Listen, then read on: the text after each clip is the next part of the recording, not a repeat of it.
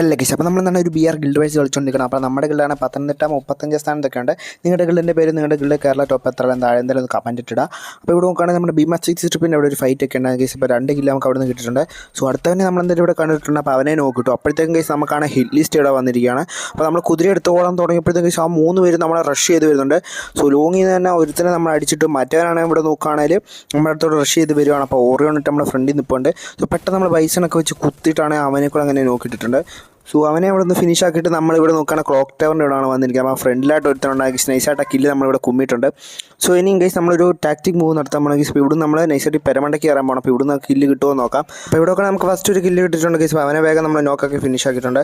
So അടുത്തവൻ ഇവിടെ നോക്കുകയാണെങ്കിൽ ഓടിച്ചാടി പോകണം ഗൈസ്. അവൻ ആ ലാസ്റ്റ് എനിമി ആയിരുന്നു. അപ്പോൾ അവനെ കൂടെ അടിച്ചിട്ടു. ഇനി നമുക്കാണെങ്കിൽ ഒരു 1v4 സിറ്റുവേഷൻ ആണ്. അപ്പോൾ ഒരുത്തനാണ് കയറി വന്നത്. അവനെ ഇവിടെ നോക്കിയിട്ടുണ്ട് ലോഗിന്ന്.